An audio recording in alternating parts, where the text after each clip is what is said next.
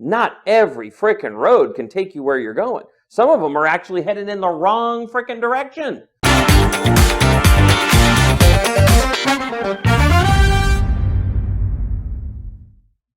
Welcome to the Knowles Development Podcast, and today we're doing another podcast on opportunity. So we'll call this Opportunity 2. And this opportunity is a little bit different from the last one. We were talking more about opportunities in terms of hiring talent. When talent shows up in your world, what do you need to do to prepare to take action on that? Because it's fairly rare. This opportunity, though, is much more of a kind of business opportunity conversation. For many of you, this might show up more frequently than, say, a talented hire opportunity. You know, this could be the chance to land a really big client, really big contract, something like that. It could be a chance to merge with another organization. It could be a chance to take over another organization, roll them into your company, that kind of a thing. So those are the kinds of opportunities we're talking about, business opportunities, not so much on the hiring side. And what I wanted to give you today was a handful of things to have in mind to be more prepared for when those opportunities come. And number one is this. And really, this is like the big filter piece. We'll talk a little bit more about some other filters, but this filter, as far as I'm concerned, is the number one. You must know where you're going. I'll say it again. You must know where you're going. If you don't really know where your organization's going, all sorts of opportunities could look like real opportunities. But as soon as we get clarity about where we're going, there's only so many roads that are going to get us there. Not every frickin' road can take you where you're going. Some of them are actually headed in the wrong frickin' direction. Some of them you turn and you end up in a cul-de-sac. Opportunity in alignment with where you want to take your business, now that's something worth considering.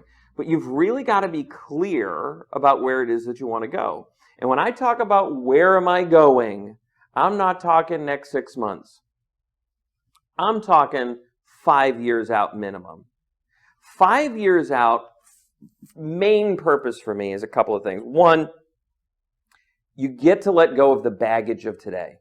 Wherever your business is right now, whatever struggles you're having right now, honestly, whatever success you're having right now, all of that kind of stuff is somewhat baggage when it comes to planning where we want to go. And if we can really set that stuff aside, it allows us to more freely think in a big way, in a positive way, think in terms of possibilities, as opposed to being limited by the physical world of our business right now. And that allows us to really be thinking big. And that's why most of us are building businesses. We want to think big, we want to have a big life, we want to have a big impact on the people and the planet around us. So if we really know where we're going in terms of a 5-year plan, we can then use that as a filter for the opportunity that has shown up. Will this help me get where I'm going? Now, I want a little sidebar here.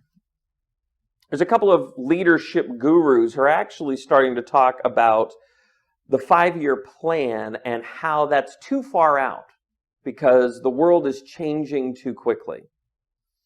Now, I don't dispute the fact that the world's changing quickly. It is. You know, some of the technology pieces we use today, 4 or 5 years ago, we really would have a hard time wrapping our head around. With that said, all of those changes, I would argue, we want to pull to the arc of where we want to go. We don't want to have necessarily our businesses fall in line with how the technology and the world around us and all that kind of stuff might be changing. It's like, no, I've got a clear vision of the impact that I want to make. The boundaries might change around me, right? So that might influence how I get there.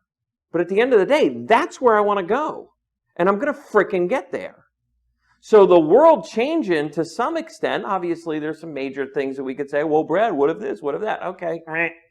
The kinds of changes we're talking about, technology changes, lifestyle changes, things like how people interact with each other, a lot more text, less talk, that kind of thing. No. That's like the rule book for a sports game that you might be playing that has been updated since the previous year. All right, a few of the rules have changed. So what? I'm still playing to frickin' win. You get it? So build your 5-year plan. Otherwise, you're always going to be stuck in these little micro decisions, and we're thinking so small that we're not really tapping into the full potential of what us and our business can have. And we've got to do that. We've got to do that, and we've got to be thinking big, and we've got to be thinking long term. If anything, 5 years is too freaking short. Just putting that out there. So, big filter. Where are you going? If you don't know where you're going, you will not know what opportunities are going to help you get there versus what opportunities are just freaking distractions. Boom. Where are we going? Number 2, what other filters matter to you? There could be multiple, right? So you're going to want to spend some time looking at that. Are you willing to, well, I'll give you one for me. Here's one for me. And this is just personal. It doesn't have to apply to you. I am not willing to go into debt for an opportunity for my business. I am in a business that I want to stay in that should not require debt. It could include debt, but I don't want it to include debt. I think it allows us to be more nimble, and I think it forces us to always be living off of our actual productivity and success as a business, as opposed to, I'm going to borrow somebody else's money and live off of that for a while in the hopes of a big payday. We've seen that over and over and over and over and over again play out poorly. And again, in the business that we choose to do here at Knowles Development, we don't have to borrow. You know, I don't need to go out and buy a $50 million piece of machinery so that I can crank out frickin' widgets. Okay? If that's the business you're in, you might need to borrow. You know, if you're looking to set up a new gym, let's say, and you've got to get, $200,000 worth of equipment, and this is your first gym, maybe you do have to borrow. But even then, I would say, how about you save every nickel you can for the next 3 years and then do it? Because you're going to be more nimble, and the business is more likely to thrive. So that's an example of another filter. If it's going to require debt, it's not a real opportunity.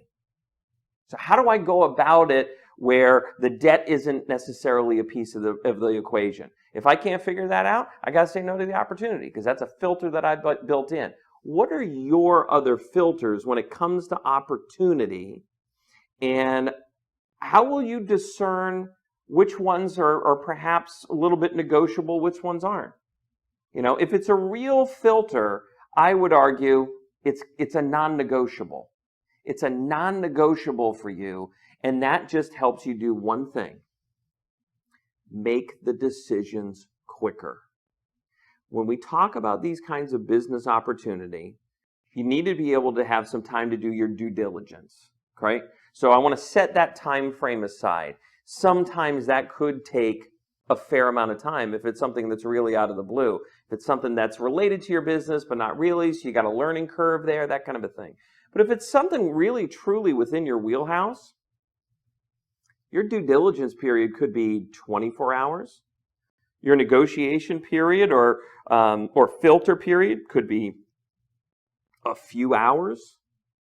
This is the kind of thing where it's probably a decision that's made in hours and days, not weeks and months, if we're doing it right. And if we've done our work ahead of time to figure out where we're going and what our filters are. If we're spending, here's the flip side. If we spend month, 2 month, 3 month analyzing the opportunity, it will absolutely have distracted you from your current business. There was no way it hasn't. There's no way it hasn't. The time that you've spent, both physically but also mentally in the background, working on that opportunity, has been a negative draw on your current business. And the same for the person or entity on the other side of the table. So we're both bleeding when we're in this, is this going to work phase of the opportunity. So we got to get into that phase and out of that phase in a responsibly quick way. If you can't figure it out in a couple of days, the answer is probably no. Understand, Warren Buffett bought one of the largest railroad companies in North America, and it was probably about 36 hours worth of conversation. It was a cocktail party that went to a review of their latest numbers, that went to a couple other questions that needed to be answered. He knew his filters. He knew whether it was something worth researching or not in about 10 minutes. And then, boom, decision time. Can I get it for the right price? If I can get it for the right price, then we're working. If I can't get it for the right price, hey, thank you very much. We're moving on. That's what this kind of opportunity should feel like. But you got to do your homework ahead of time. For most of you, the beauty of it is this. You got to know where you're frickin' going anyway. You got to have that figured out. All the other decisions of your business are relying on that. If we don't know where we're going, we're bound to have all of these mistakes. If we know where we're going, we will get there quicker, I guarantee it, and there will be less distractions along the way when opportunities show up. I want to challenge you to build your filters. I've given you some of mine. I want to challenge you to build yours so the next time opportunity comes knocking, you're ready to make the decision and run.